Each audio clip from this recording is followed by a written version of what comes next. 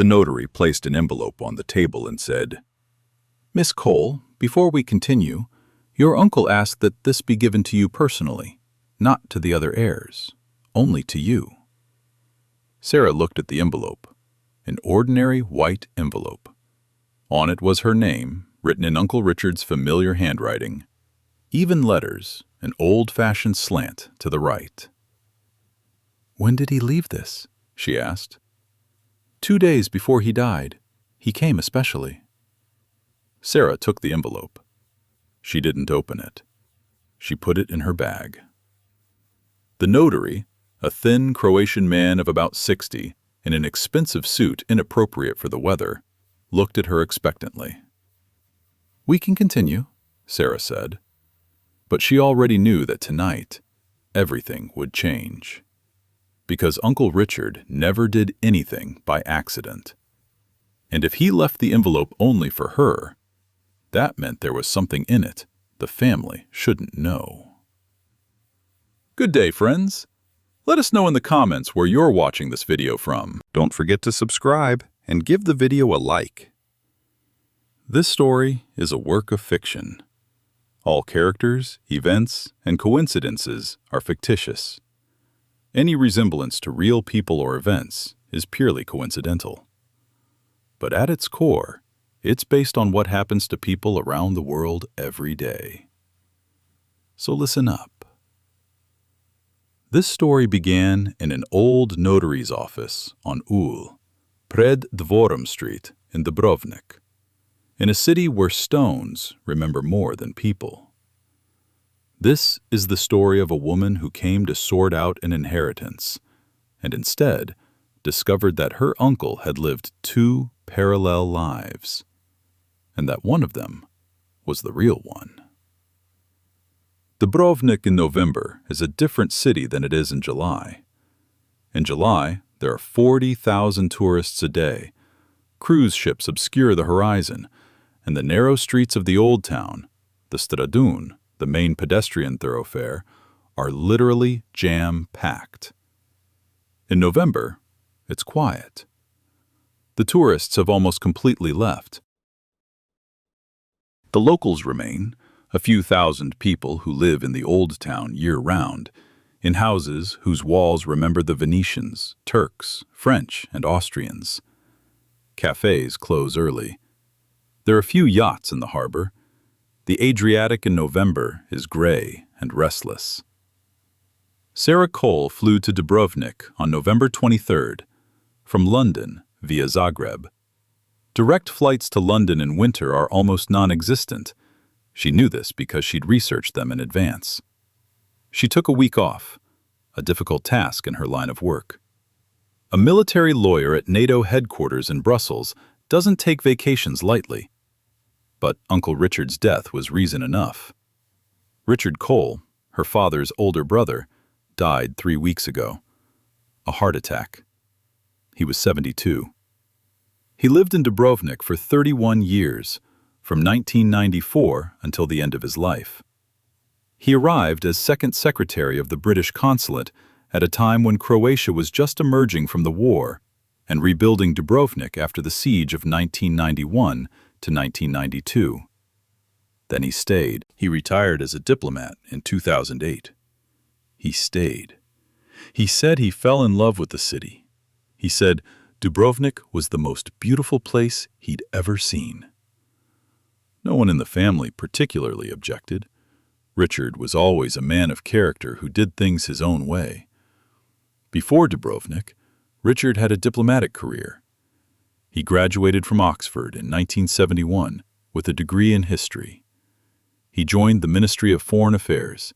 He held several posts: Nairobi, Delhi, Hong Kong. In 1989, he returned to London as second secretary of the Ministry of Foreign Affairs. In 1994, he received his first assignment in the Balkans, Croatia, Dubrovnik. It was a difficult assignment. Dubrovnik in 1994 had not yet recovered from the siege. The Croatian War of Independence in 1991 to 1992 had inflicted heavy damage on the city. partially destroyed buildings in the old town, mines on the outskirts. The economy was practically non-existent. Tourists were not coming.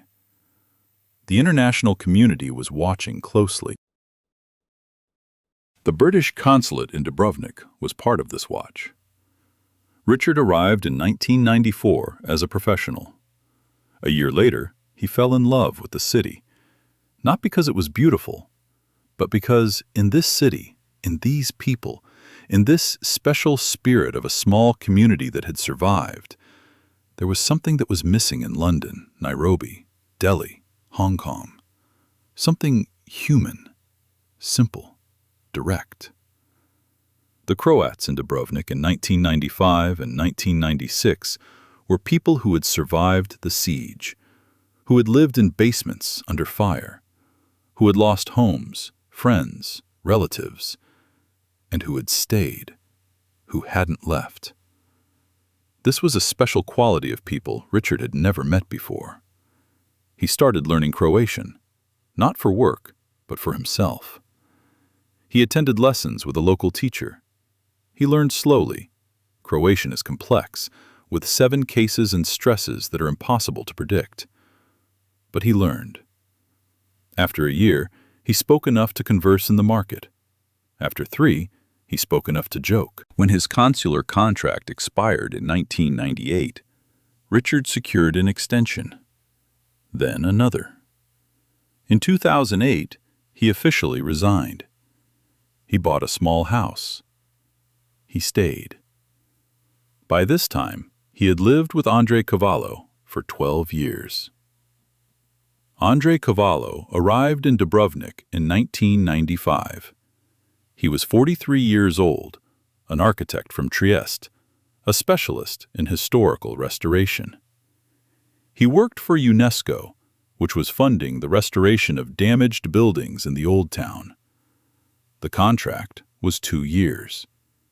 Then it was extended. Then Andrei realized he didn't want to leave. There was a reason. Richard. They met in March 1996 at a reception at the consulate. A standard diplomatic reception. Champagne, small talk. Richard, due to his official duties, was talking to everyone. Andrei, by nature, stood apart. They struck up a conversation by chance near a bookshelf. Richard saw Andrei looking at a book on Dalmatian architecture. He asked if it was a professional interest. Andrei replied, "Professional." They got to talking about the Dubrovnik walls, about the Venetian influence on Croatian architecture, about how to distinguish original stonework from post-war restoration. Richard, a historian by training, found this unexpectedly fascinating. Andrei, an architect, found the British diplomat more intelligent about stone than most of his fellow builders. They talked for 2 hours. The reception ended. They continued in a small cafe on Stradun until midnight. Then there was that very same Neno cafe. Come on Saturday morning.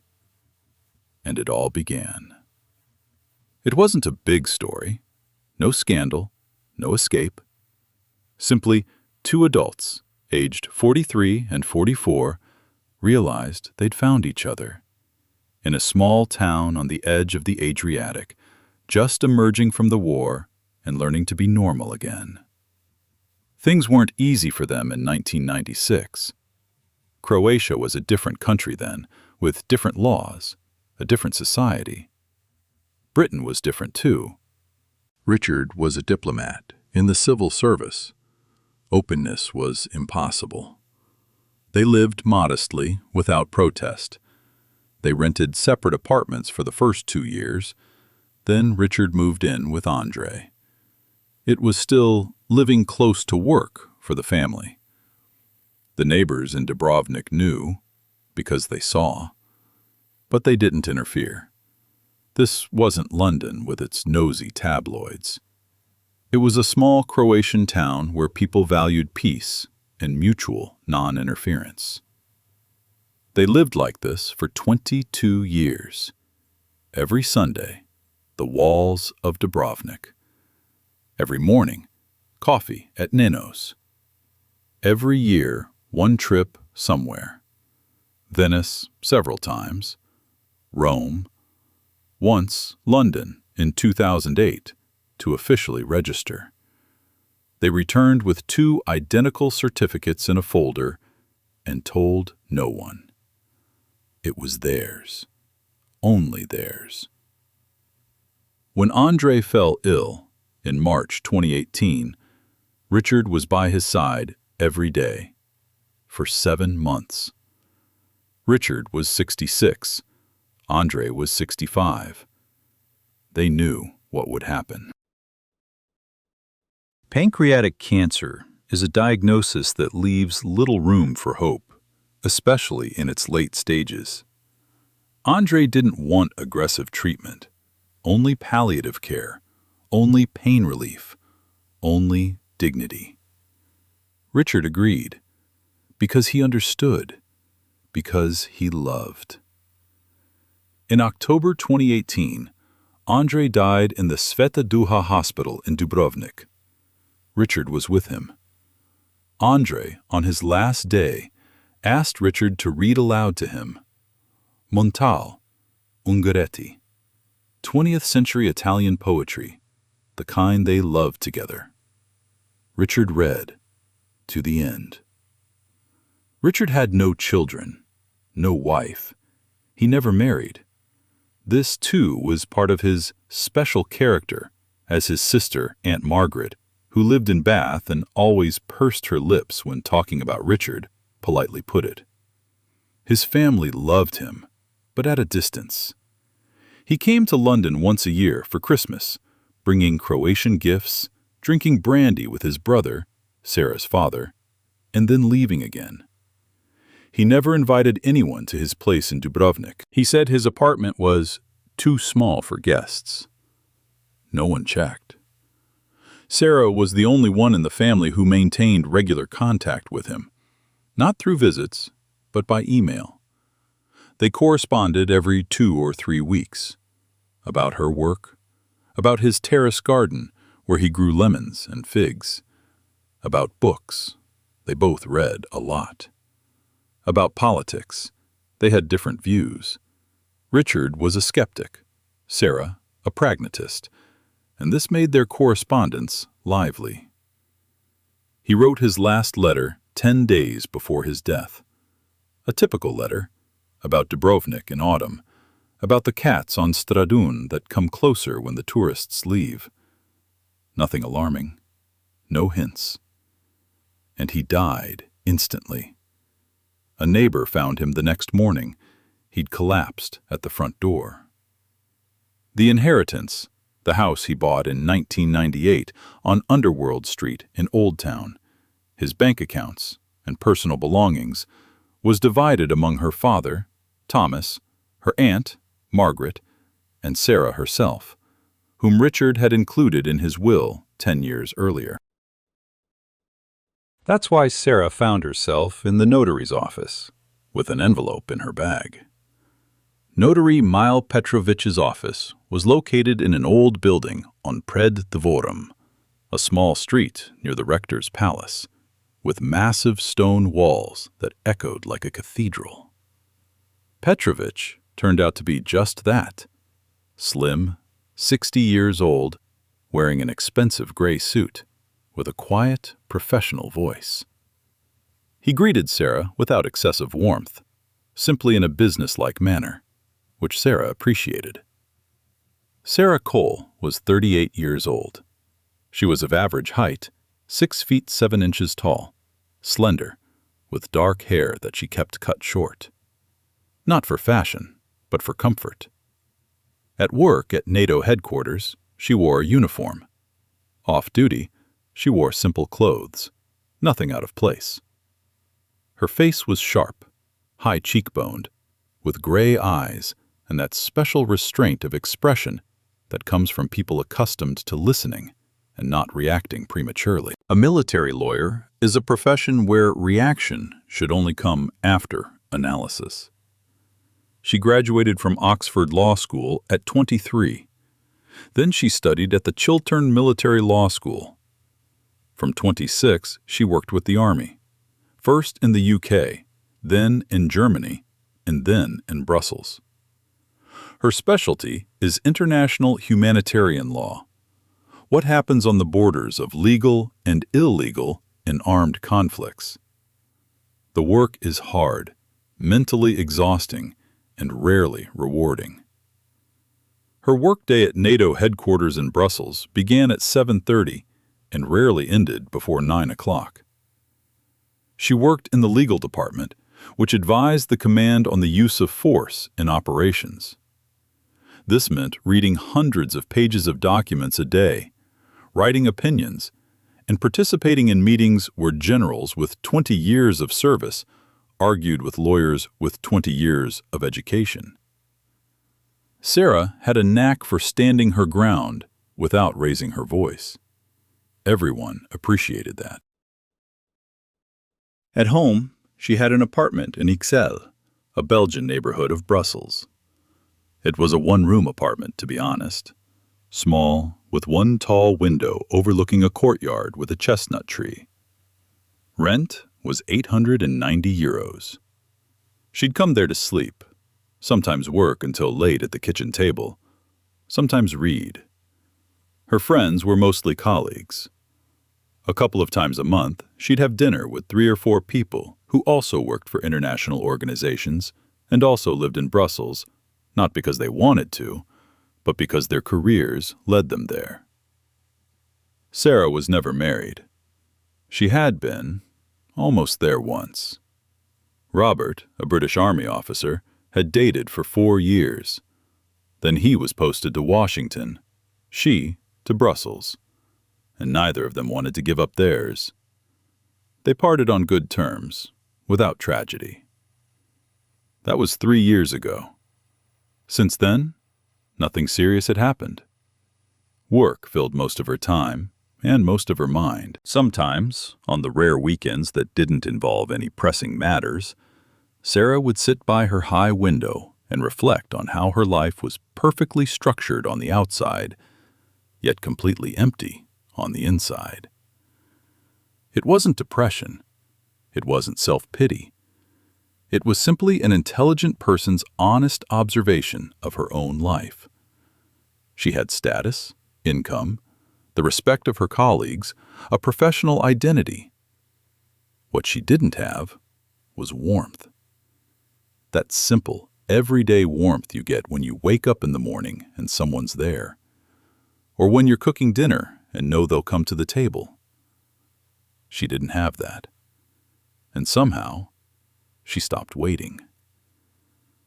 Richard, in his letters, sometimes tactfully noted this, not directly. He never said, "Sarah, you're alone, and that's wrong." But sometimes he'd write something like, "You work too much for someone I know to be smart." Or, "Brussels is a nice place, but not for living. It's a nice place for working." Sarah would reply, "Uncle Richard, don't worry about my life." And he himself had lived in Dubrovnik for 30 years with André Cavallo, and he knew what he was talking about. The notary meeting lasted an hour and a half. Petrovich explained methodically, using a translator for any Croatian legal jargon, although Sarah spoke little Croatian. She'd learned a bit in preparation for the trip. Sarah received a third of the house on Ulica Ispod Mira. The money was split equally between her father and aunt.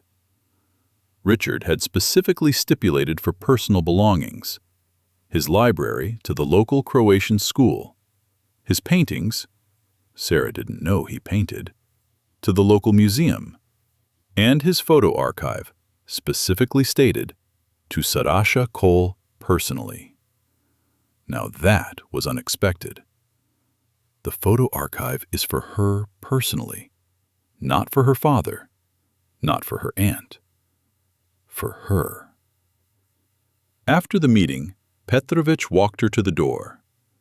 At the exit, on the stairs, Sarah asked, "Mr. Petrovich, have you worked with my uncle for a long time?" 20 years. He was a meticulous man. Everything was always precise. And the envelope, he brought it 2 days before his death? Yes, he called and said he urgently needed to draw up an addendum to the will. We met here. He looked a little tired, but fully conscious. We completed the paperwork, and he left an envelope. He said goodbye. He left. Did he say anything about the contents of the envelope? No, he just said, "This is for Sarah, only for Sarah. Don't open it." Sarah nodded. She said thank you. She went outside. Dubrovnik in November greeted her with a cold wind from the Adriatic and the smell of wet stone. She passed through the arch of the Pile Gate and found herself on Stradun, the main street of the Old Town, 200 meters long, paved with limestone polished to a mirror shine by 700 years. There were almost no tourists, a few locals. One cat, a fat ginger one, sat on the steps of the Church of the Holy Savior, looking at her with professional indifference. Sarah walked along Stradun. She reached the stairs leading to Jesuit Square. She climbed them. She found a small café, Buza, which in the summer was one of the most famous spots in the city, an open terrace on a cliff above the sea. Now it was half empty. A few locals, a waiter without any questions. She ordered a coffee. She took out an envelope, opened it. Inside is a sheet of paper. Sheets, no, just several. Handwritten in Uncle Richard's handwriting. And a small key. A simple metal one, without any identifying marks. Just a key. She began to read. "Dear Sarah, if you're reading this, it means I'm dead. Forgive my bluntness, but you're a lawyer. You're used to being blunt. I want to tell you something I've never told anyone in my family. Not because I hid it out of shame, but because, in my time, some things were spoken silently. And because it was mine, my very own. Since 1996, I have not lived alone in Dubrovnik. His name was André Cavallo, an Italian from Trieste, an architect. He came to Dubrovnik in 1995 to work on restoring several buildings in the old town that had been damaged during the siege. We met in March of 1996 at a reception at the British consulate. He was 43, I was 44. We lived together for 22 years. In 2018, André died. Pancreatic cancer. Quickly, 7 months after diagnosis. I was there the whole time. After his death, I lived here for another 6 years. I couldn't leave. Dubrovnik is where he lived. Where we lived. I couldn't leave it. Why am I telling you this? Firstly, because you deserve to know the truth about the person who loved you. I loved you. You knew it, even without words.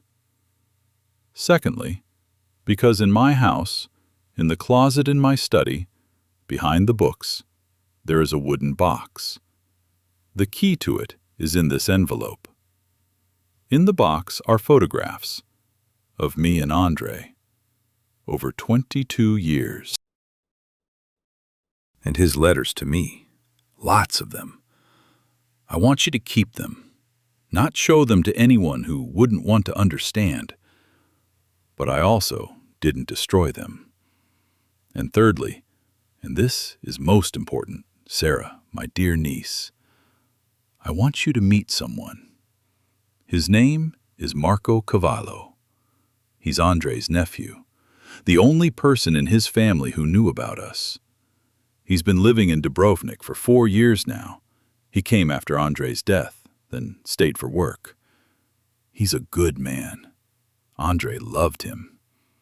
His address and telephone number are on the second page. I'm asking you to find him. Give him the photos of Andrei. Marco would want them. And just get to know him, because he has a story you need to hear. Your Uncle Richard. P.S. Lemon tree on the terrace. Water it every 3 days, no more often. Sarah finished reading. She sat with the letter in her hands. Outside the Buza Cafe window was the Adriatic, gray and autumnal. She drank her coffee, read it again. Then she put it in her bag, left the money on the table. She stood up. I went outside. I stood on the cliff above the sea. The wind was blowing from the north, the Bora, that Dubrovnik wind that sometimes rises so high it knocks you off your feet. Sarah wasn't surprised. It was important. She wasn't surprised that Uncle Richard had lived with a man for 30 years. It explained a lot. Why he'd never brought anyone home. Why he'd never married. Why he'd chosen Dubrovnik. In 1996, it was still a different country in the UK, with different laws, different views. In a small Croatian town, he could live his own way without explanation. She wasn't outraged. She wasn't sentimental either. It was just that her picture of Uncle Richard had become more complete. The man she'd known as reserved, intelligent, and a little reserved had, it turned out, lived a whole life the family hadn't known about. 22 years with someone. That's not a short life. It's a very long life. And he wanted Sarah to know. Why her? She thought about it as she walked back along Stradun. Because she was a lawyer? Without prejudices? Or because she was the one he'd been corresponding with all these years? Maybe he wanted to tell her story, but didn't know how. And he chose a letter after death, when there was no more need to explain. Richard's house, on Ulica ispod Mira, Sarah had received the keys from the notary at the meeting. The house was in the highest part of the old town, near the ramparts. The street was narrow, not even a street, but an alley, 1.5 meters wide, with high stone walls on either side. The house was small, 2 stories. On the ground floor were the living room and kitchen. On the second floor were a bedroom and a study with a balcony. Upstairs was a terrace with that very lemon tree, and, apparently, another one. Small. Sarah entered and closed the heavy wooden door behind her. The house smelled of books, a little dust, a hint of lemon from the balcony, and something else, undetectable. Pipe tobacco smoke, perhaps ancient, lingering in the walls. She didn't know if Uncle Richard smoked a pipe. Probably he did. She walked through the rooms, slowly, not touching, just looking. The living room was modest but tasteful. 2 armchairs, a small sofa, a wooden table. 2 bookcases, one on either side of the fireplace. These 2 bookcases held perhaps 400 books. Croatian, English, Italian. Sarah ran her finger along the spines. Joseph Conrad, Ivo Andrić, Dante, a biography of Winston Churchill, well thumbed, bookmarked. Next to it, a book in Croatian about the rebuilding of Dubrovnik after the siege of 1991. Next to it, a thin, pocket-sized book of Walt Whitman's poems, clearly well read. Some of the books had pencil marks on them. Richard liked to take notes. She remembered this from his letters. He often quoted from something he'd read. Sarah picked up a book by Andrić, a Croatian Nobel laureate. She opened it at random. In the margins was a pencil note, Richard's tiny handwriting. A agrees. Says the Balkans are always like this. Maybe it's true. A, obviously, was Andre. So they discussed books. Read together, perhaps. Or took turns and passed them around later. Sarah put the book back. On the mantelpiece were a few objects. A small, patterned Croatian tile, an old clock, and a photograph. Just one, in a simple wooden frame. Sarah picked up the photograph. 2 men on a boat. A summer photo. Blue sea, bright sun. Uncle Richard, she recognized him immediately, though he looked younger, maybe 60. Next to him was another man, not much younger, dark-haired, with a serious, handsome face, a tan, Italian, Mediterranean. He wasn't looking at the camera, he was looking at Richard. He looked the way you look at someone you've known and cherished for a long time. Andre Cavallo, probably. Sarah looked at the photo again. There was something very simple and very quiet about it. 2 elderly men on a boat. They weren't looking at the camera. They didn't even seem to know they were being photographed. One was looking at the other was looking at the sea. And it was their entire life, 22 years, captured in a single frame. Who took the photo? Marco, maybe. He came and took the picture, and they didn't notice. Sarah put the photograph back and went into the office. The office was small, on the 2nd floor. A desk covered in green baize, a table lamp, folders, tidy, labeled. Richard was meticulous. She knew that. The cabinet on the right was closed. Sarah took out the key. The cabinet opened easily. Inside were books and folders with documents the notary would ask to be sorted. And, behind the books, in the far left corner, a wooden box. Small, dark wood, unadorned. Just a box with a lid. The key fit. Inside were photographs. Lots of them. Several hundred, probably. Not printed in a photo studio. Ordinary, homegrown ones. Some blurry, some slightly underexposed.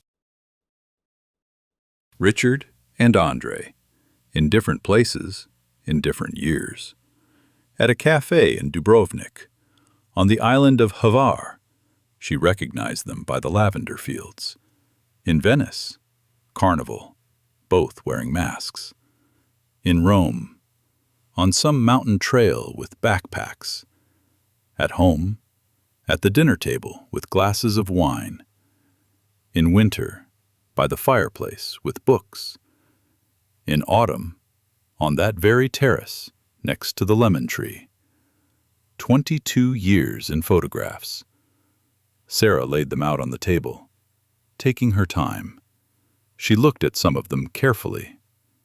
One photo showed Richard laughing, really, openly. She didn't remember seeing him like that. At family gatherings, he always smiled, gently, politely. And here he was, laughing, throwing his head back, like a man enjoying himself. In the background, Andre was saying something and also laughing. The photo was crooked, slightly out of focus, clearly a selfie or someone else's. Another photo, Andre, alone, drawing something on paper.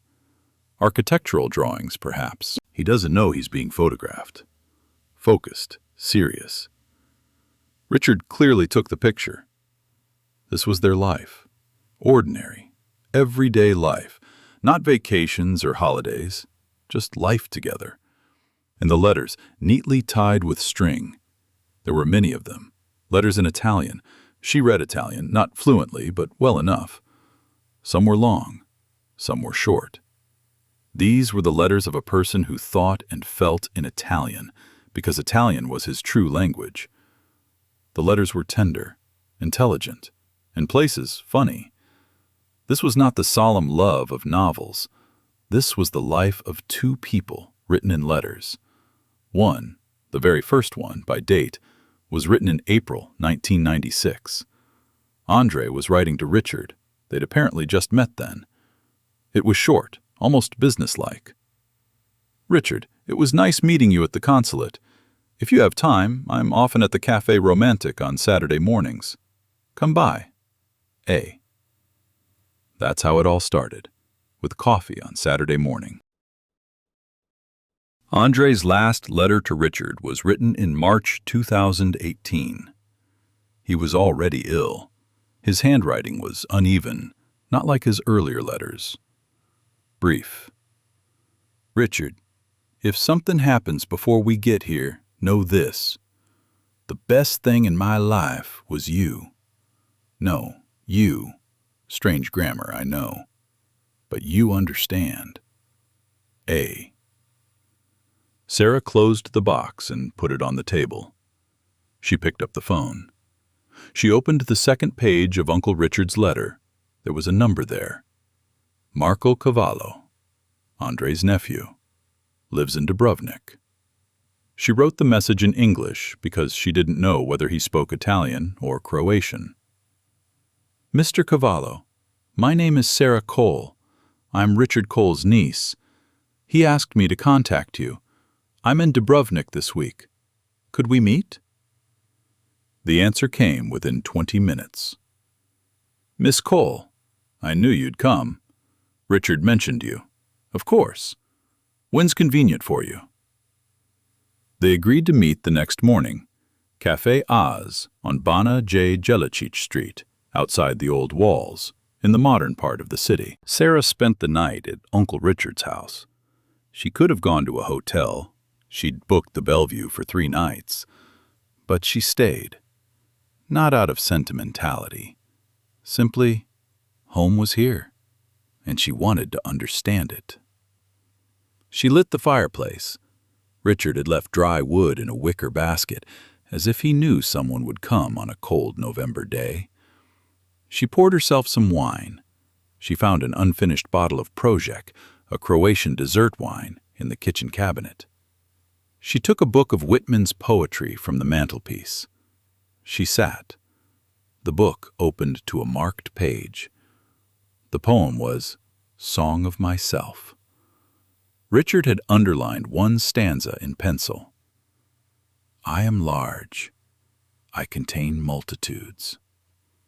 Next to it, a pencil note. A said, This is about Dubrovnik. Then it was crossed out. It was written again. This is about us. Sarah put the book down and looked at the fireplace. Richard Cole lived a double life. No, not double. That's the wrong word. Double means one is real and the other isn't. Richard had one. He just showed different parts to different people. One to his family, another to Dubrovnik, everything to Andre. This is not a deception. It is a necessity. There was no other choice. In his time, in his circumstances. Or there was, but it came at a high price, and Richard chose to pay for his silence, to live quietly, to love the man he loved, and to be happy, in his own way, without anyone else's permission. She thought about Uncle Richard, about how she knew him and didn't know him. She knew his mind, his humor, his special way with words, but she knew nothing about the most important thing in his life. 22 years. Andre. Dubrovnik. Why didn't he tell her? She thought about it for a long time. She understood. In 1996, it was more difficult than now. Her father, Thomas, was a conservative man who was slow to change his views. Aunt Margaret was even more conservative. Richard had apparently decided it was easier to live quietly, than to explain. Easier to go to Dubrovnik, where no one knew anything, and live his real life there. It wasn't a lie, it was an omission. The difference was important, and Sarah, as a lawyer, was acutely aware of it. She fell asleep in a chair by the fireplace. She woke up at 6 a.m. because the fireplace had burned out and she was cold. She got up. She made coffee in an old Croatian geyser coffee maker she found on the stove. She went out onto the terrace. The lemon tree was small in a terracotta pot with a few still green lemons. Next to it was a second pot, empty.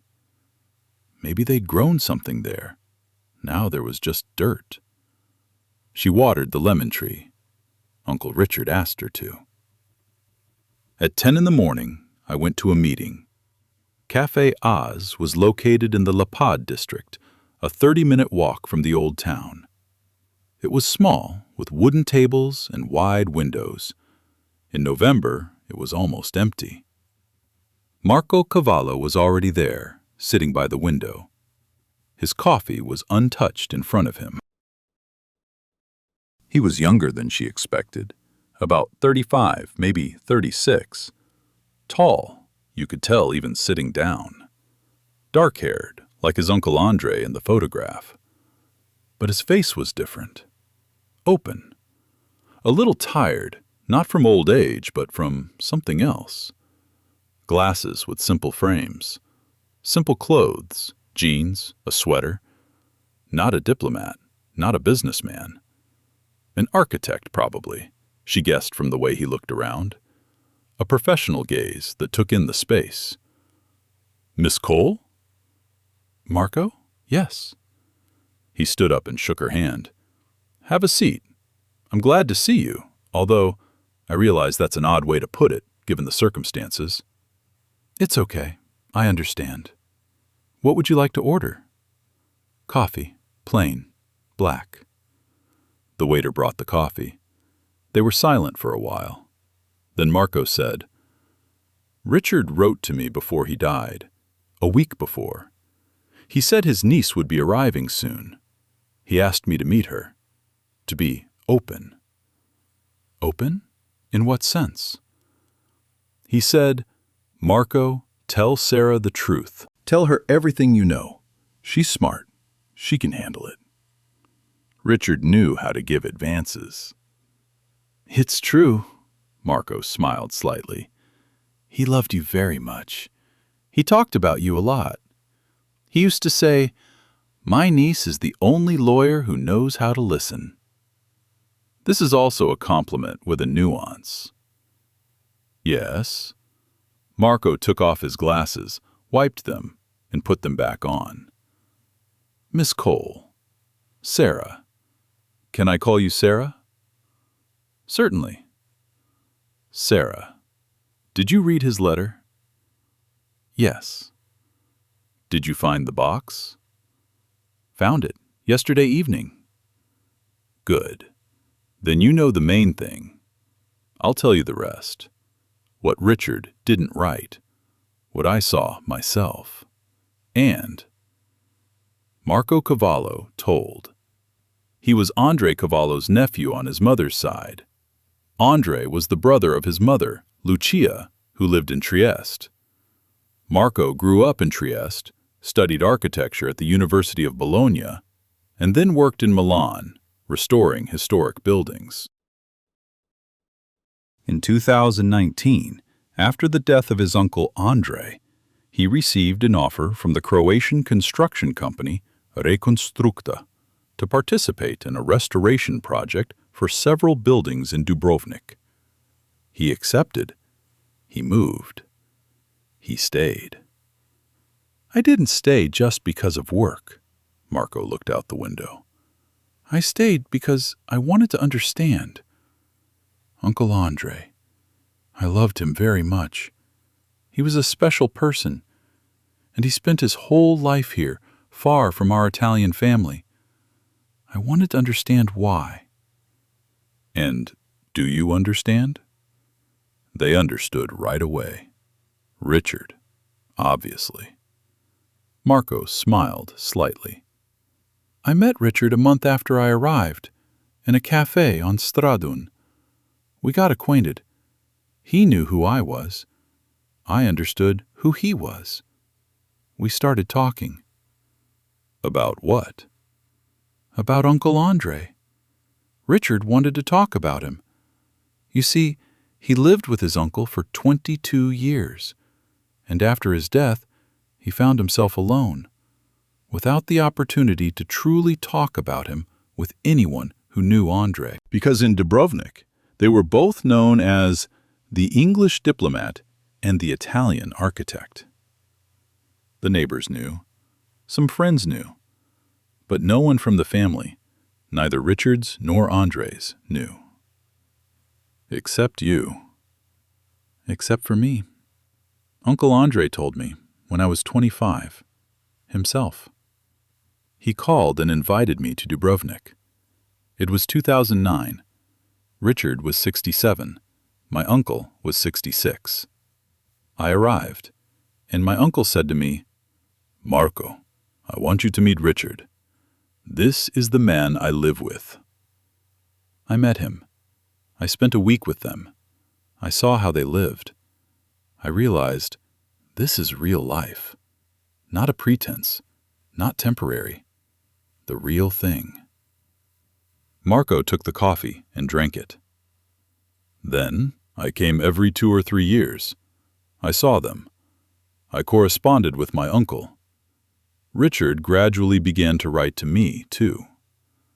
When my uncle fell ill in 2018, I came for 3 months. I was there. Richard held up incredibly well then. He didn't fall apart. He simply became quieter. It was as if he began to carry something that was heavy to carry, but you couldn't put it down. Sarah listened. She didn't interrupt. After his uncle died, Richard lived here alone for 6 years. I know he spent those 6 years very quietly. In the mornings, he'd take walks, read. Sometimes he'd draw. He had a hobby, watercolors. Once a week, he'd go to the market by himself. He had his own place at the cafe, Casa da Caggio, on Bundikov Poki, where everyone knew him. He wasn't unhappy. He was quietly living out his days. That's the difference. Yes, Sarah said. That's the difference. And he talked about you. Often. Every time we talked, in recent years we met once a month, just for coffee, he mentioned you. Sarah is writing about a new case. Sarah was in The Hague for a conference. Sarah is a smart girl, my favorite niece. Sarah felt something. Not tears. She hadn't cried like that in a long time. But something tightened. Something quiet. Why didn't he tell me? While he was alive? Marco thought for a moment. He didn't answer right away. He told me about it. Several times. He wanted to tell me.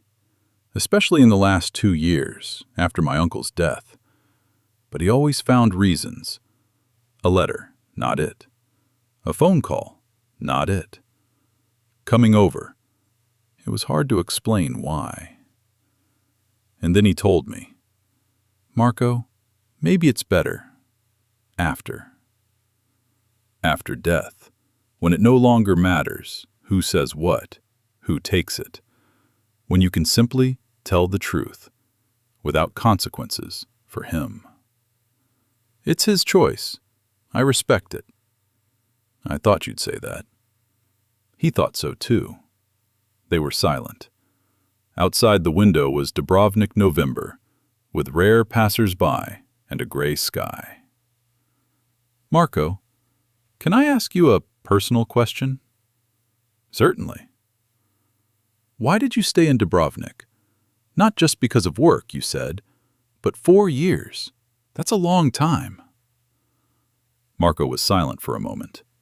He looked out the window. I stayed because Dubrovnik is where Uncle Andre lived the happiest part of his life. I realized this when I arrived. Not the first time, but gradually.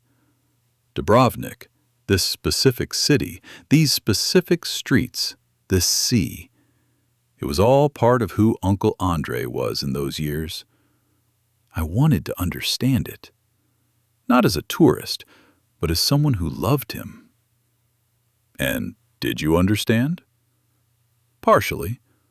The city, I understood. His relationship with Richard, I understood, I think. But the uncle himself? No.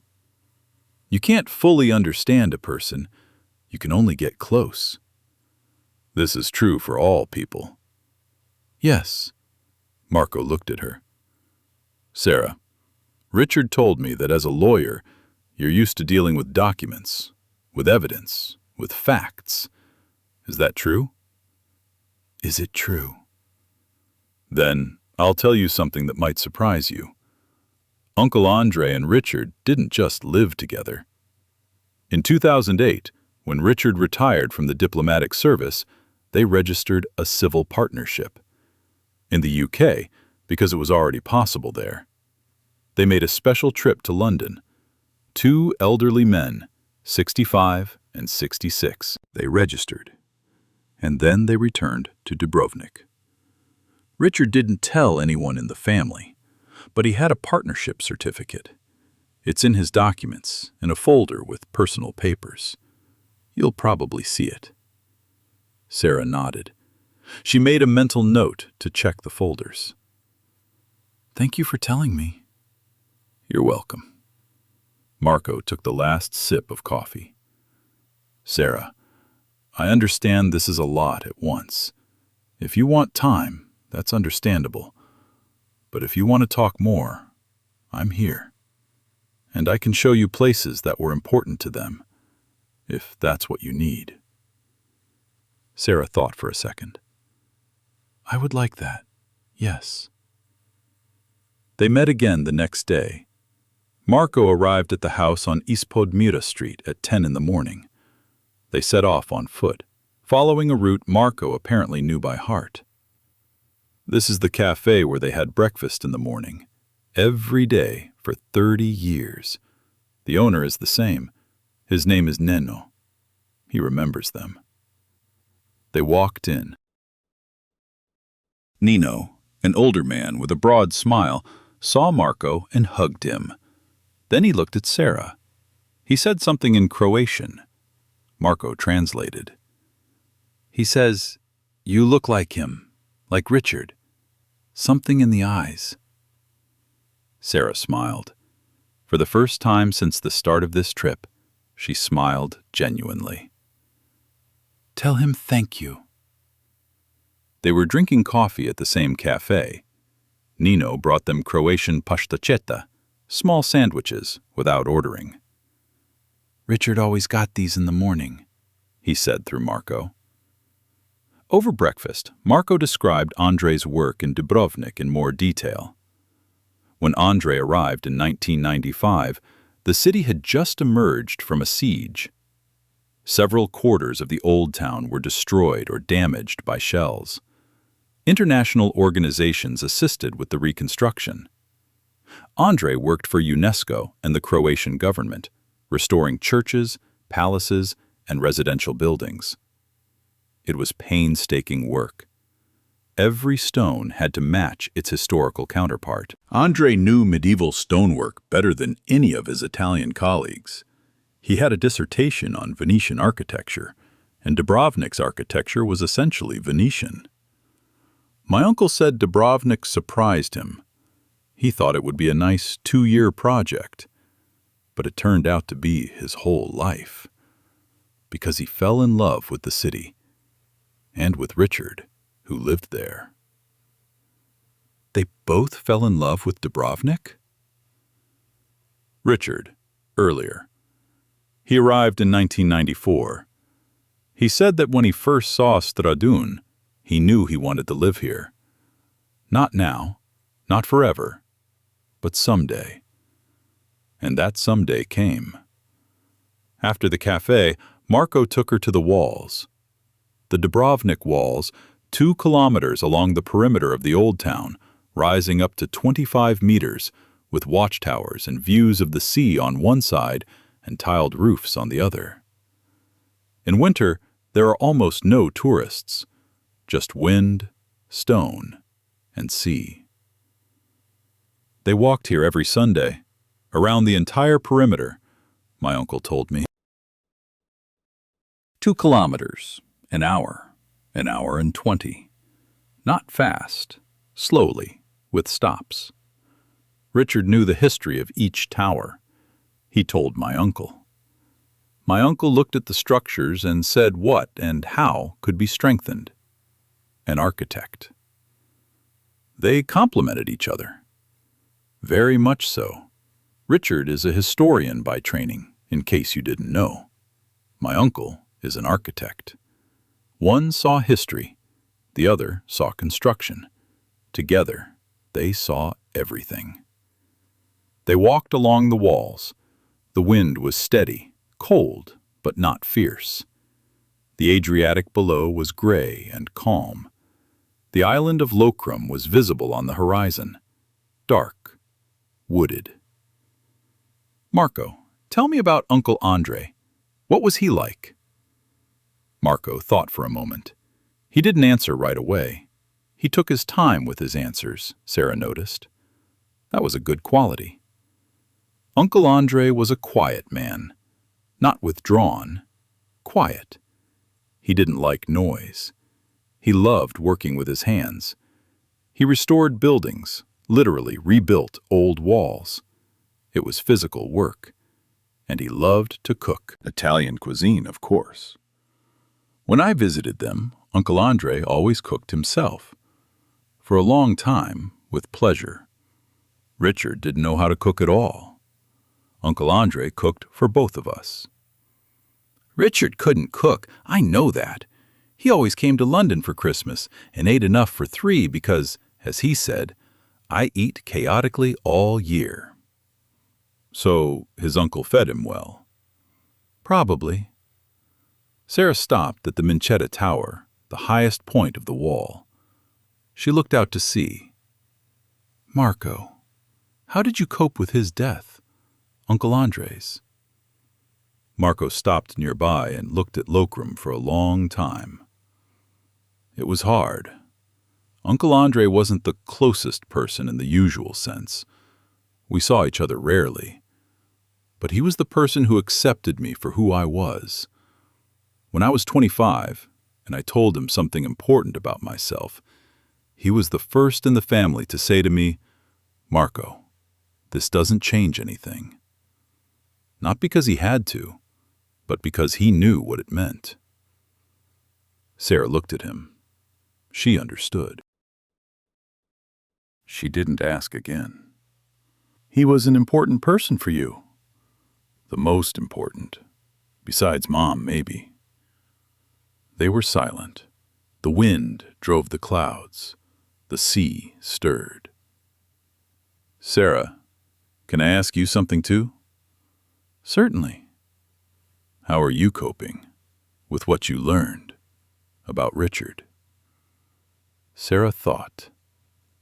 I'm doing well. It's not something that destroys. It's something that adds. You see? I knew Uncle Richard, and I thought I knew him well enough. And now I've discovered that he was much more complete than I thought. It's not a disappointment. It's an addition. A good word, addition. I think that's why he left me this letter. Not to confess, but to add to it. Marco nodded. That's what Richard said. He said, Sarah is the only one who will understand correctly. The rest will either be offended or feel sorry. But she will understand. He was too confident. No, he was right. Sarah remained silent.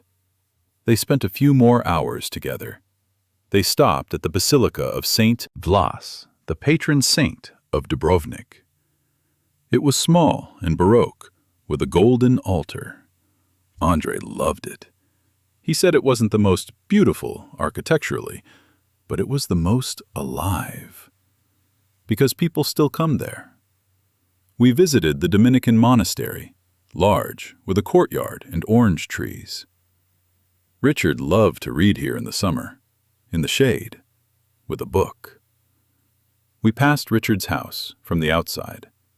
Marco pointed to a small second-floor window. "Over there is the study. Uncle said that Richard sat there every day from 5 to 7 in the morning, before anything, reading, writing. That was his time." He did the same in London. My father said Richard always got up at dawn. Some things never change. By evening, they found themselves in a small restaurant called Nishta on Pred Dvorum Street. It was no coincidence that Marco had suggested it. Richard used to come here often in recent years. After his uncle died, he'd been alone. The owner knew him. The hostess, a young, lively woman, saw Marco and said hello. She looked at Sarah. She said something in Croatian. Marco translated. She says, "You look like that English gentleman who is no longer here." She means Richard. Sarah nodded. The hostess placed her hand on Serena's for a second. The gesture was wordless, a simple expression. They ate. Croatian food, fish, grilled octopus, local olive oil, bread. They drank postup, a red wine from the Pelješac Peninsula. The restaurant was small, with 8 to 10 tables, stone walls, and warm yellow lighting. It was practically empty on a Monday evening in November. Quiet. There was some background music, Croatian, not intrusive. "Marco, tell me how Uncle Andrei lived in his last months, before he died." Marco put down the glass. "I was there for 3 months, from August to October. Richard asked me to come when it became clear this was the end. My uncle was bedridden by September, but he was conscious, clear. He spoke normally." "What did he say?" "A lot about his work, about the buildings he restored. He remembered everything, which walls, which problems, how they were solved. He told me about it. I listened and wrote it down, thinking maybe I'd write about his work later. I don't know if I will, but I wrote it down." "Did you talk about Richard?" "Yes, a lot. And I said it in front of Richard. It was special. I sat next to him, and my uncle told Richard, directly, looking straight at him, everything he wanted Richard to know. I was superfluous, I guess. But my uncle wanted me there because he needed a witness. Not for the sake of formality, simply so that someone would remember." Sarah listened. What did Uncle tell Richard?" Marco thought. He was obviously deciding how much to share. "He said, one night in September, when he was feeling ill and couldn't sleep, he asked me to call Richard. Richard came. He sat down next to me. And my uncle said to him, 'Richard, I want to tell you, if I could live my life over again, I would live it the same way. I don't regret a single day here.'" Richard held his hand. He didn't answer. Then he leaned over and whispered something. I didn't hear. It was theirs. "You did the right thing by not hearing." "Yes." I left the room, sat in the hallway for a while. When I came back in, they were both silent. Richard was holding his uncle's hand. His uncle was sleeping. Sarah looked into her glass.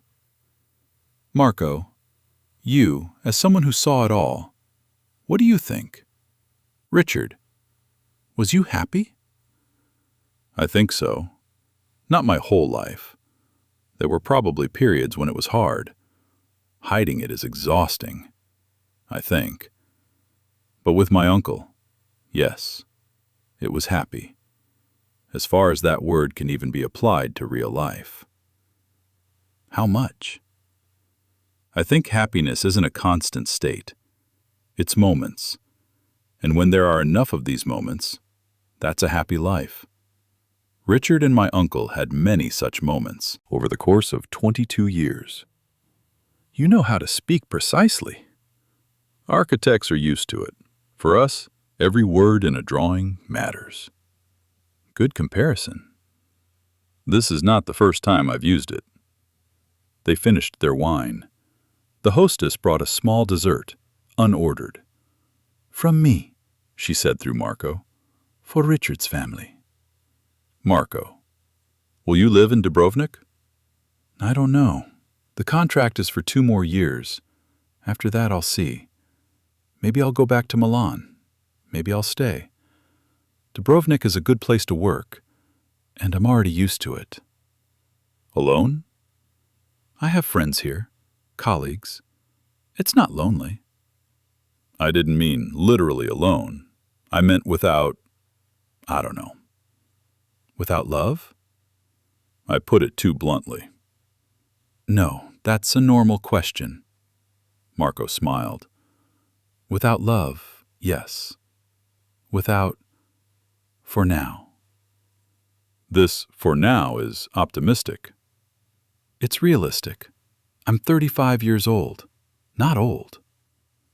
35 isn't old, Sarah agreed. I'm 38 myself. Still, that's it. They looked at each other. Something, obvious, was hanging in the air. Both saw it. Both were in no hurry. Sarah, when are you returning to Brussels? On Friday evening. Today is Wednesday. Yes. 2 more days. Yes. Marco took the bottle, poured more wine. For Sarah. For himself. Then I propose. Tomorrow we can go to Lokrum, to the island. The ferry takes 20 minutes. In winter, there are no tourists. There is wildlife, peacocks, an old monastery. Richard and my uncle went there every summer. I have never been there. I wanted to go with someone who would understand why. Sarah thought for a second. Yes, good. They went to Lokrum the next day. A small ferry, 15 minutes from the old port harbor. The island greeted them with silence, pine trees, and indeed, a few peacocks wandering along the empty paths. There were no tour groups, just the 2 of them. They crossed the island from north to south in 2.5 hours, slowly. The old Benedictine monastery, dating from the 12th century, now half ruined, boasts a bell tower overlooking both Dubrovnik and the sea. The Dead Sea is a small enclosed lake in the center of the island, salty, connected to the Adriatic by an underground channel. Its water is dark and motionless. Richard loved to swim here. My uncle said so. The water is warm even in September. It's cold now. It's November now. I know. Sarah looked at the water. Marco, can I say something straight? Go ahead and speak. I've lived a very busy life these last few years. I have a job that takes up all my time. Brussels is my headquarters. Meetings, paperwork, endless things to do. I don't regret it. But sometimes I realize that something is missing in this life. Not something global. Just this. She pointed to the island, to the sea, to him. Like this. When you walk slowly and talk about things that are important and not about what needs to be done. Marco didn't answer right away. They were standing by the waters of the Dead Sea. The peacock came closer, looked at them with professional arrogance, and left. I understand that, Marco said. I had that kind of life in Milan. Projects, deadlines, meetings. Here, it's different. Restoration is slow work. Sometimes an hour per stone. It changes the rhythm. Do you like it slow? I like it when it's meaningful. Slow or fast isn't the point. The important thing is to understand why. They continued on, towards Fort Queen Anne, a small fort on the southern tip of the island. From there was an open view of the Adriatic. Endless. In November, it was heavy, gray-blue, without a horizon. Marco, when Uncle Andre died, did Richard tell you what it was like? He spoke. He was with him until the end. At the Severete Duha Hospital in Dubrovnik. His last days, Richard didn't leave. He sat next to him. He read aloud. My uncle loved it when people read to him. Italian poetry, Montale, Ungaretti. When my uncle died, Richard didn't cry there. He said goodbye quietly. He got into a taxi. He came home. He called me from Trieste that evening. I remember. His voice was even. He said, Marco, Andre died today at 3 o'clock in the afternoon. I wanted you to know. That's all. He didn't cry? Not with me on the phone. I don't know what happened next. Sarah looked at the sea. He probably cried, just not in front of witnesses. Maybe. He always does it, outside of witnesses. It's a family trait. Coles don't cry in public. It's not pride. It's awkwardness. We don't know how to cry in front of others. We're ashamed. Maybe that's not a bad thing. Crying is personal. Maybe. Or maybe it makes us lonely in grief. Marco looked at her. Are you talking about yourself now? Probably a little. Sarah turned away from the sea. She looked at him. I don't know how to talk about myself easily. That's another problem with being a lawyer.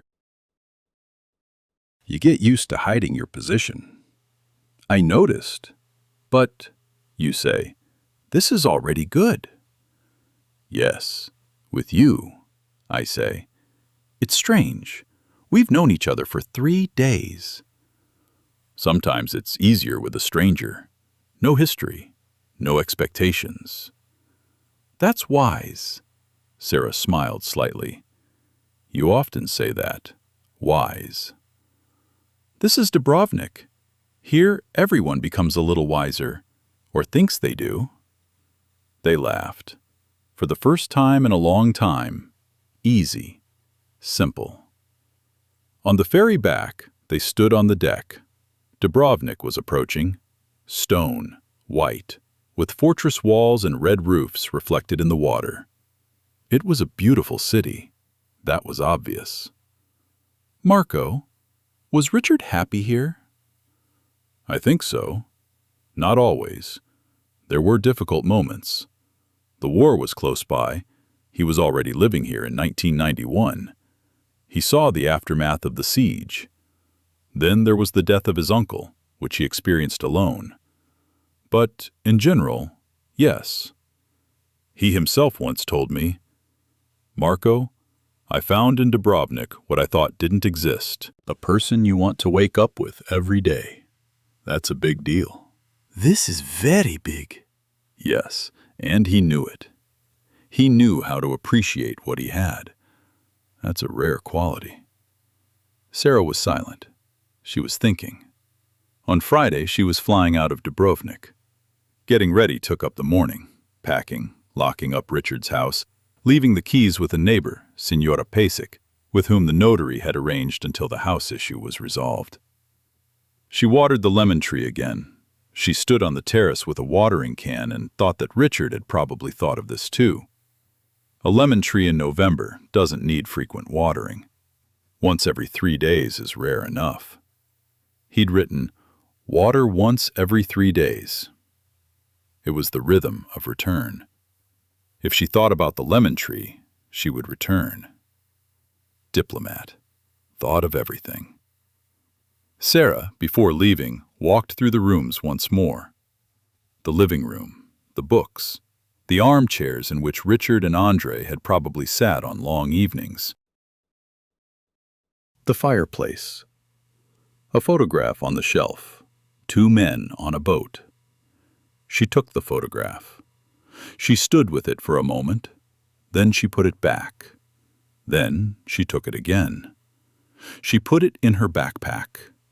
Notary Petrovich told her that personal belongings not specifically designated would be distributed by the heirs' decision. But there was only one photograph. The other heirs didn't know as much about this house as she did now.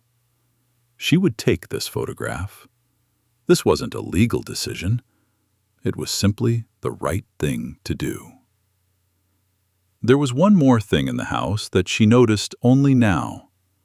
On the small table by the front door, where keys or letters usually lay a postcard. An ordinary tourist postcard with a view of Lockram, bought at some kiosk.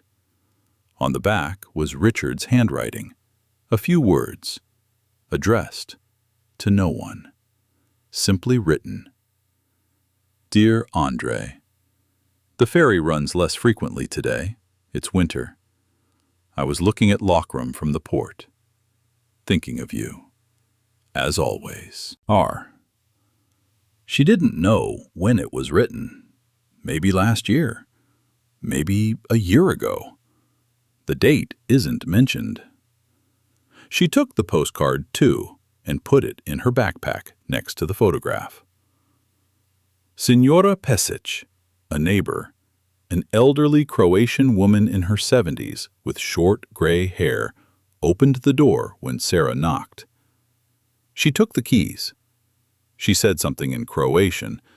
Sarah didn't understand everything, but she understood the words Richard and Dobar, good. The neighbor gestured to something behind Sarah, the house. She nodded. Hvala, said Sarah. Thank you.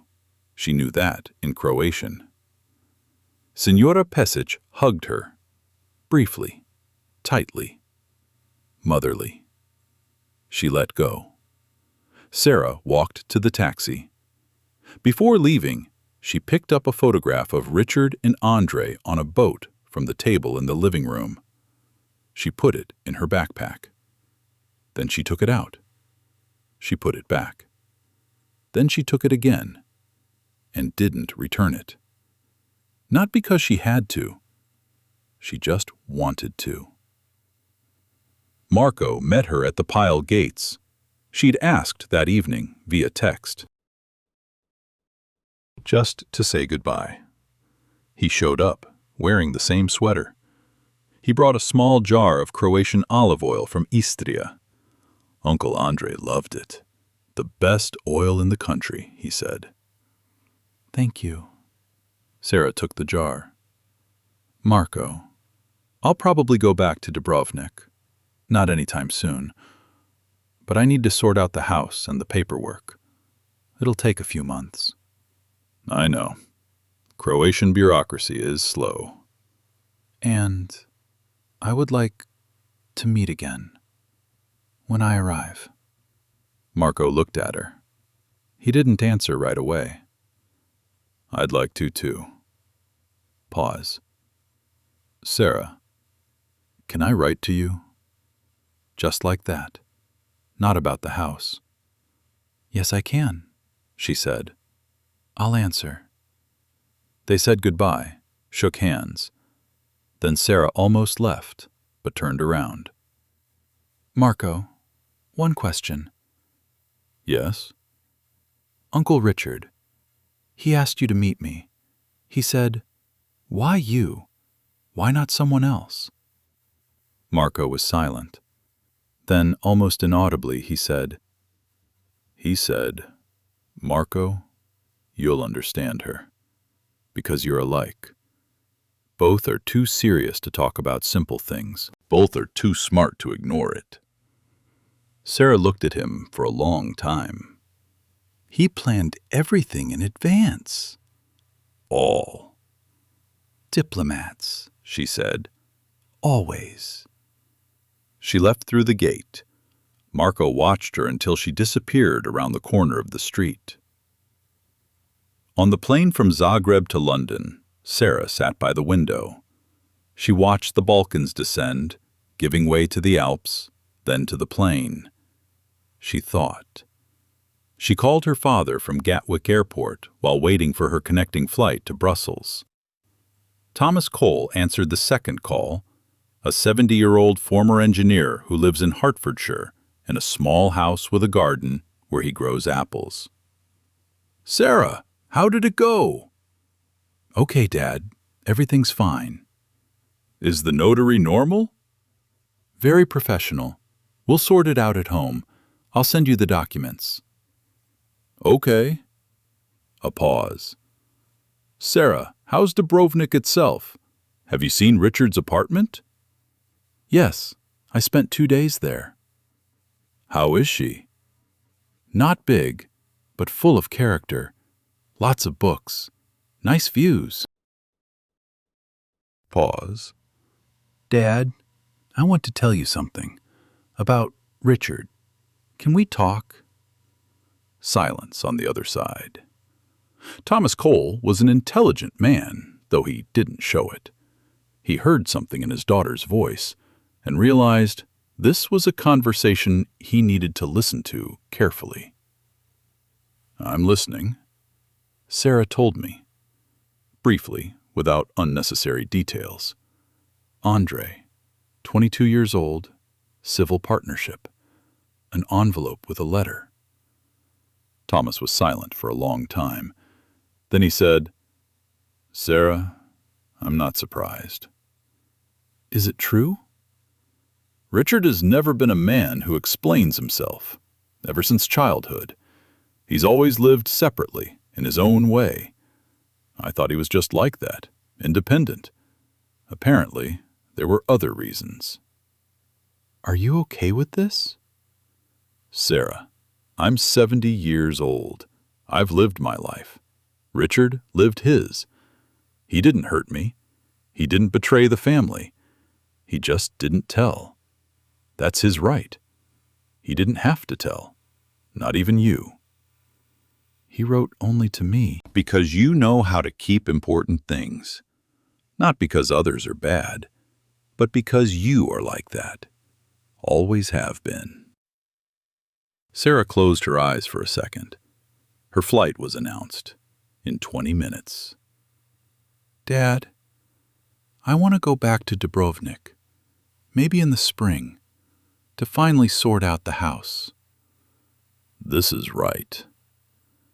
"And there's one person there, Andre's nephew, Marco. He's a good man. Richard valued him." "Sarah," her father's voice was quiet, "you haven't talked about anyone like that in a long time." "Dad, we met 3 days ago." "I know. I just told it like it is." Sarah was silent. "Okay, I'm landing." "Take care of yourself." "You too. Say hi to Mom." The plane to Brussels departed at 7 in the evening. An hour and 30 minutes into the flight, Sarah sat by the window and watched London recede. The Thames, the suburbs, then the sea, then the English Channel already in the dark. She arrived in Brussels at 8:30. The train from the airport took 20 minutes to the city. A taxi took her to her apartment in Excel. She opened the door. She turned on the light. The apartment was just as she'd left it. Neat, clean, impersonal. Everything in its place. Nothing out of place. Sarah put down her backpack. She took out a photo of Richard and Andre. She placed it on the kitchen table. She stepped back and looked at it from afar. They looked good on her kitchen table. 2 people on a boat. Warm light, blue sea. She pulled out a postcard.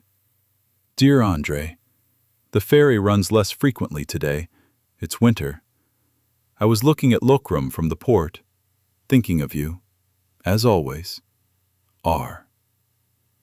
I put it next to the photograph. The next morning, Sarah reported to work at headquarters. A security pass, a metal detector, a corridor lined with NATO flags. Everything was the same. Coffee from the vending machine, not the same as at Nino's. A meeting at 9, discussing the legal framework for some operation. Documents, phones. A typical Monday. Only in the morning, before going out, she wrote to Marco. I made it. Thank you for these days. And he replied, Come back. Dubrovnik in February is special. She put the phone away and went to the meeting. Life in Brussels continued, the same as it had been before Dubrovnik. But something had quietly changed. Not outside, inside. Like the light in a room changes when someone opens a window that had been closed for a long time. 3 weeks after returning, a letter arrived from Notary Petrovich. The inheritance documents were for signature. Sarah replied, asking him to send them. She would sign and return them. And she added one more question. When should I come in person to complete the procedures? The answer was, preferably in February or March, before the start of the tourist season. February. Dubrovnik in February is special, Marco said. Sarah booked the flight. Not right away.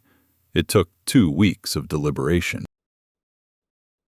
Then, one evening, sitting by her tall window overlooking the courtyard with its chestnut tree, she typed into her phone, London to Dubrovnik, open return, and hit buy. Marco, she didn't warn me. Surprise, maybe, or maybe just like that, to see. Next to the photograph of Richard and Andre, on her kitchen table in Brussels, there was now another item, a small jar of Croatian olive oil from Istria, the one Marco had brought. Sarah would sometimes pick it up, just to hold it. Then she would put it back. It wasn't sentimental. It was concrete. Istrian butter, a photograph on a boat, an undated postcard, a flight in February. It was the beginning of something, not necessarily something big, perhaps just a continuation, a Dubrovnik that continues beyond Dubrovnik, a Richard that continues beyond his life, a life that, if I'm honest with myself, is only just beginning to open its windows. Not about home, not about bureaucracy, about Uncle Richard's letter, which she reread before leaving. About the last line, water the lemon tree once every 3 days, no more often. It wasn't about the tree. It was about what he was giving her. Not grief, not heaviness, but a reason to return. First, to home. Then, we'll see. Richard Cole lived for 22 years with the man he loved, in the city he fell in love with, and died the way he probably wanted, quietly, in his own place in Dubrovnik, where stones remember more than people. It was a good life, and the fact that Sarah hadn't known her before didn't make her any worse. It was just that now Sarah knew, and that was enough. Marco wrote to her in December. One message was short. It snowed in Dubrovnik. Very unusual. Stradun is white. It would be beautiful to show you. Sarah replied, Show me in February. I've booked a flight. A long pause, then just one word. Okay. In January, Marco sent her a photograph taken from his apartment window. Dubrovnik at night. A small fragment, an old street, a lantern, a wet stone, a reflection in a puddle. Wordless. Sarah stared at the photograph for a long time. On her kitchen table in Brussels was a photograph of Richard and Andre, the one from the boat. Next to it was a small, undated postcard and a jar of olive oil. She wrote back to him, also without words. She sent him a photo from her window, a courtyard in Excel with a chestnut tree, wintry, bare, with a few leaves clinging to the wet asphalt. He responded with a laughing emoji. She arrived in February. It was a direct flight. They opened in the winter, a low-cost airline for those months. It took an hour and a half. She arrived on Saturday morning. Marco met her at the airport. Not in the old town, but at Chilipi Airport, 20 kilometers from Dubrovnik. He stood at the exit of the arrivals area with 2 paper cups of coffee. He handed her one. Hello. Hello. How was the flight? Good. Fast. Dubrovnik in February promised to be special. I promised. They drove into town. The sea opened up to the right along the highway. The Adriatic in February is already a little different than in November. A little brighter, a little calmer. The sun was there. Winter, low, but it was there. Marco, any news at home? Yes, the notary sent an update. The documents for appraisal are ready.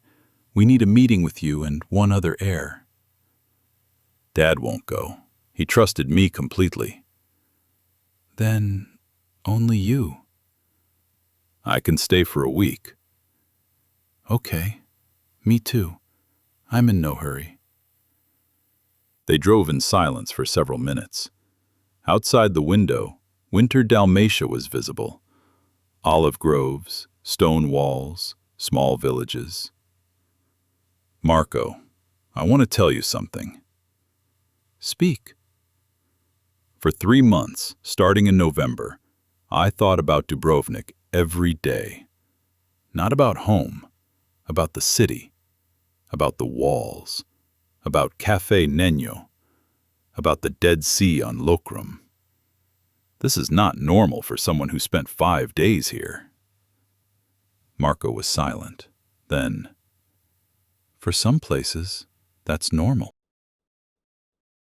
They hire you on the first try. Is this how Dubrovnik works? I think so. And not just Dubrovnik.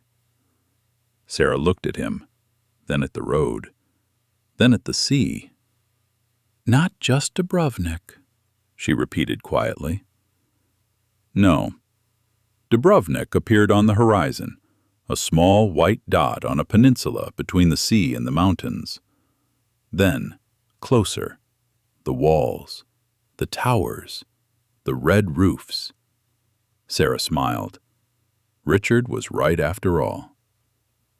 When the plane gained altitude and the Adriatic disappeared behind the clouds, Sarah pulled out her phone and wrote Marco a short message. I made it. Thank you for these days.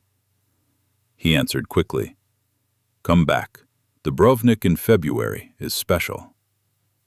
She put the phone away, closed her eyes. Outside the window were white clouds and blue sky. Uncle Richard was right, as usual. Psychologists studying the phenomenon of post-mortem disclosure, situations in which a person leaves important personal information to loved ones only after death, note that such stories are much more common than commonly thought. According to a Cambridge University study conducted in 2022 on a sample of over 600 families who had experienced the loss of a loved one, approximately 23% of participants discovered significant information about their relative's life after their death that had been intentionally withheld during their lifetime. Moreover, in 79% of such cases, those who received the information responded with acceptance, not rejection. Sociologists explain this as follows. Death alleviates the fear of consequences for both the deceased and those left behind. And what seemed impossible to say in life often becomes a gift after death, an opportunity to know a person more fully, no less than they were, and more. Dear friends, if this story touched you, please share your most memorable moment in the comments. Like the story if you enjoyed it, and subscribe to the channel if you haven't already. Click the bell to stay up to date with new stories. Take care of yourself and those around you. Until next time.